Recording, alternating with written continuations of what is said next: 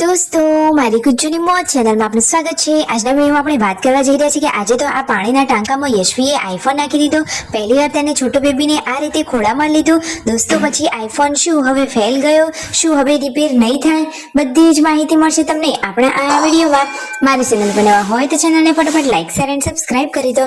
Full video in Thakor family blog channel દોસ્તો, ફૂલ વિડીયોની link ડિસ્ક્રિપ્શનમાં મૂકેલી છે, ત્યાં જઈ તમે આખો વિડીયો વોચ કરી શકો છો। આવી ટૂંકી તો ચૂકડી લાઈવ લેટેસ્ટ ટ્રેન્ડિંગ માહિતી મેળવવા માટે કરી દો મારી ચેનલને ફટાફટ સબસ્ક્રાઇબ। તો ચાલો દોસ્તો, વધારે રાહ ન જોતા આપણે વિડીયોની શરૂઆત કરી દઈએ।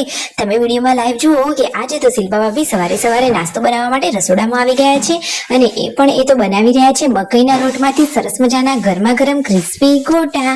જુઓ, અહીંયા મસ્ત મજાના સવારના નાસ્તામાં બની રહ્યા છે ગોટા અને શિલ્પા ભાભી આજે પહેલી વાર બનાવી રહ્યા છે, તો કહે છે કે જો સ્વાદમાં ટેસ્ટી હશે તો નેક્સ્ટ ટાઈમ હવે થોડાક વધારે બનાવશો, પરંતુ સ્વાદમાં તો બાકી એક નંબર મસ્ત ટેસ્ટ વાળા બન્યા। ખેતરમાં હવે જુઓ અહીંયા કામ ચાલુ થઈ ગયું છે, હવે વાવેતરનો સમય આવી ગયો છે અને રાકેશભાઈ અહીંયા ઘરે પાણીનું આજે આ ટાંકું ખાલી કરી અને સાફ સફાઈના કામે લાગવાના છે।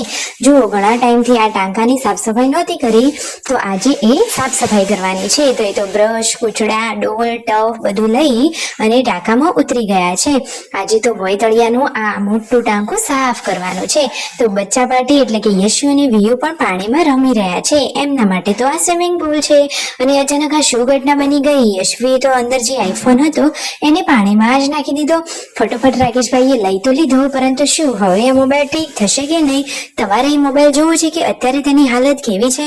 ચાલો તમને વિડીયોમાં એ પણ બતાવી દઈએ। જુઓ, પૂનમ ભાભીના હાથમાં આ રહ્યો એ આઈફોન કે જે પાણીમાં પડી ગયો હતો, અહીંયા સુકાવવા માટે તો મૂકી દીધો છે, પરંતુ શું હવે ઠીક થશે કે નહીં એ તો હવે ફાઇનલી ખબર નથી। હાલ ચાલુ તો છે, પરંતુ કદાચ પછી ફૂલી જાય છે। અહીંયા જુઓ, શિલ્પા ભાભી ગરમા ગરમ રોટલી બનાવી રહ્યા હતા અને હવે જેન્સુને લોકો પણ પાણીના ટાંકામાં આવી જ ગયા છે। દોસ્તો, ફૂલમ બધી સાફ સફાઈ થઈ ગઈ છે, હવે નીચેથી આ બધી માટીનો કચરો રાકેશભાઈએ ડોલમાં ભરી દીધો છે। હવે આ ડોલનું પાણી તેઓ ઉપર આપી રહ્યા છે અને ફાઇનલી નીટ એન્ડ ક્લીન ટાંકું કરી દીધું છે। બધા લોકો બપોરે જમવા માટે પણ બેસી ગયા છે, જમવાનું સરસ મજાનું રેડી છે અને અહીંયા સંજયભાઈ અને રણજીતભાઈ ફિલ્મ જોઈ રહ્યા છે। જુઓ, હવે તો પાણી ટાંકામાં કેટલું સરસ લાગી રહ્યું છે, એકદમ ક્લીન અને બ્લુ પાણી, પીવામાં પણ ચાલી જાય એટલું નીટ એન્ડ ચોખ્ખું પાણી થઈ ગયું છે। જુઓ તો ખરા, મસ્ત મજાનો પાણીનો નજારો। અને ફાઇનલી અહીંયા બપોરના વાસણ માંજવાનું કામ શરૂ થઈ ગયું છે અને અહીંયા પાર્વતી ભાભી, શિલ્પા ભાભી અને યશુ બેઠા છે અને રાતના શાકની તૈયારીઓ થઈ રહી છે।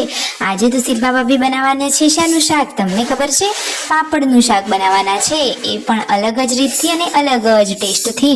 તો ચાલો દોસ્તો, આજે આપણે પણ જાણીએ કે આજે તેઓ કેવું શાક બનાવે છે। એના માટેની બધી જ સામગ્રી હવે તેઓ રેડી કરી રહ્યા છે અને બચ્ચા પાર્ટી અહીંયા રમી રહ્યા છે।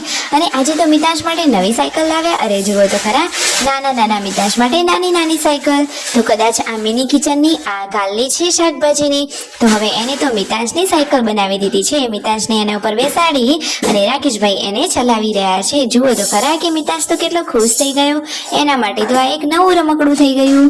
આવડી નાની લારી ઉપર મિતાંશ આસાનીથી બેસી ગયો અને આમથી આમ તેને ચલાવી રહ્યા છે।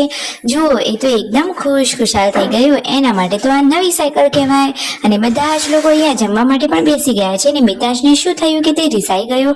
આજે તો પહેલી વાર શિલ્પા ભાભીની લાડકી યશુએ આ છોટો બેબીને ગોદમાં લીધું, એ તો ખુશ થઈ ગઈ। Like, share and subscribe.